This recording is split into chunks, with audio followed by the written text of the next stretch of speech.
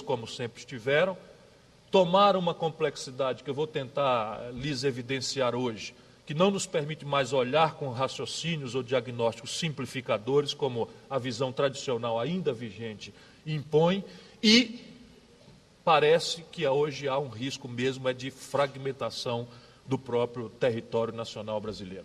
Eu não vejo isso com nenhum viés paranoico de qualquer inimigo externo, não é disso que eu estou tratando. Eu falo da possibilidade de amplos espaços do território nacional e, pior que isso, amplíssimos segmentos da nação brasileira se fragmentarem e perderem um nexo de evolução, e isso pode tensionar, como já temos visto, a unidade nacional.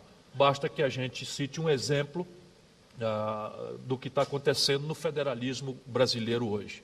É um federalismo agudamente competitivo, não é cooperativo, a falta de uma estratégia nacional impõe estratégias particulares, locais, uma oposta à outra. A guerra fiscal é só a caricatura de um drama que o país está vivenciando e que tem sido basicamente um esforço fragmentário, individualista, para compensar esta grave lacuna que é a ausência de uma política nacional de desenvolvimento regional. Para situar o que nós estamos tratando, que é essa questão da política nacional de desenvolvimento regional, tentando, no fim, puxar a lógica da ciência e tecnologia nesse contexto, nós precisamos, talvez nem tanto nesse auditório tão qualificado, mas nesse debate tão estigmatizado, nós precisamos ordenar um pouco do que se trata. Nós estamos trabalhando a questão da pobreza do país. Porém, e isto é necessário na desorganização institucional que o país experimentou, qualificar que a pobreza, quando olhada sob o ponto de vista das pessoas e das famílias, é uma questão do objeto das políticas sociais do governo. Assim como também o desenvolvimento, ponto, a excelência, ponto, o protagonismo que o país precisa cada vez mais desesperadamente buscar em comércio exterior, dada a irresponsabilidade da construção do passivo externo que vulnerou o Brasil a essa crônica de dependência de capitais externos, é um outro ângulo. Porém, o ângulo que nós queremos resgatar para ter uma metodologia racional é que o objeto da nossa preocupação é a pobreza, porém, o nosso ângulo é o desenvolvimento. Aqui não mais pela ponta, pela excelência, mas pela superação dos espaços territoriais, ou seja, com o endereço dos retardos que nós estamos encontrando. Então, veja bem, para fazer uma caricatura, quem deve se preocupar com a pobreza individual e familiarmente considerada é o Ministério do Desenvolvimento Social, o Ministério da Saúde, o Ministério da Educação. Quem deve se preocupar com a excelência do país é o Ministério da Ciência e Tecnologia, o Ministério do Desenvolvimento Econômico e Desenvolvimento e Comércio Exterior, o Ministério da Agricultura. Eu brigo sempre com a turma do Furlan e do Roberto Rodrigues.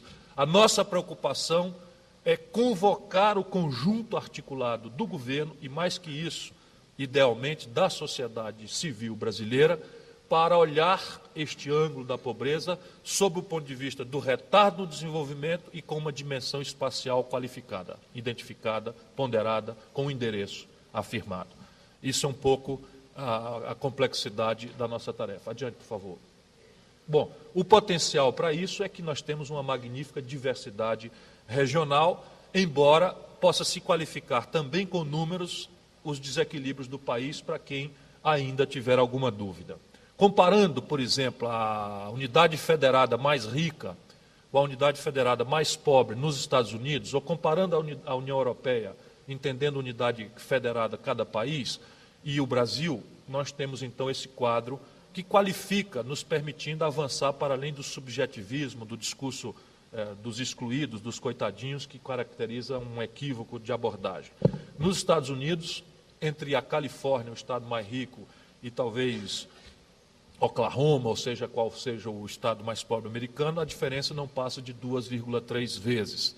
Na União Europeia, a portentosa Alemanha, vis-à-vis Luxemburgo ou Portugal, não são mais do que 2,8 vezes desiguais. Quando se amplia a Europa para essa nova fronteira já se apresenta, daí a modernidade avançada com que o assunto tem se posto, tanto na literatura quanto nas tomadas de decisão no espaço político europeu, a desigualdade entre o mais rico Estado alemão e uma Letônia, uma Estônia, etc., já chega a 7,9. No Brasil, essa diferença é de 8,8 vezes. Quando, entretanto, nós abandonamos a divisão política e procuramos qualificar no espaço mesmo do território nacional, que é onde a vida real acontece, nós então encontraremos o conteúdo dramático desse problema na dimensão brasileira. Na União Europeia, essa diferença entre espaços mesorregionais mais ricos e mais pobres é de 3,9 vezes, quando ampliada não cederá a 12,7 vezes, e no caso brasileiro, um semiárido comparado com a região de Ribeirão Preto, Campinas ou com o eixo Caxias do Sul, Porto Alegre, já pode ir a 28,9 vezes a distância entre o mais rico e o mais pobre dos espaços mesorregionais no país. Adiante, por favor. Nós fizemos o que, então? A partir do primeiro momento do governo, o Ministério da Integração Nacional, mandatado pelo presidente Lula, buscou conhecer essa questão da desigualdade regional no Brasil em novos paradigmas. Nós tínhamos uma desconfiança, conhecendo o Brasil como nós conhecemos com alguma intimidade, de que aquela tradicional visão de que o Brasil é desigual, todo mundo está de acordo, e que essa desigualdade, do ponto de vista regional, encontra um norte pobre, um nordeste pobre, um centro-oeste pobre, em antagonismo com um sul-sudeste rico, nós desconfiávamos de que isso já não era mais senão apenas em parte verdadeiro. Fizemos o que então? Dividimos o território nacional, desconsiderando suas limitações políticas internas, em 588 quadrantes. São retângulos homogêneos, e aplicamos esses quadrantes em toda a extensão do território nacional do país. O primeiro olhar é como que uma fotografia. Tendo a renda média do Brasil por parâmetro, qualificamos quadrante por quadrante, esses 588, em como esse quadrante estava em relação à média brasileira. Acima, renda alta, abaixo, renda baixa ou na média. Isto é apenas uma fotografia para preparar o passo seguinte, que é uma tentativa de fazer rodar um pequeno filme em cada um desses quadrantes. Um filme retrospectivo, porém um filme que busca prospectar também tendências agora de animação da atividade econômica, do nível de renda da população naquele quadrante. E aí o país resulta para nós de uma forma fenomenalmente diferente daquilo que é a visão tradicional, conservadora e ainda dominante, da qual resultam diagnósticos, ferramentas, instituições, pelo equívoco do diagnóstico ou pelo anacronismo do diagnóstico, equivocadas também.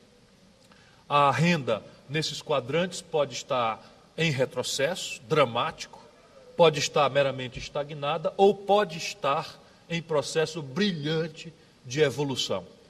Na mesma época, a época considerada, nós podemos falar de um crescimento médio do Brasil de 2%. Não, volta ali, por favor. Volta. Dá para voltar, está aí.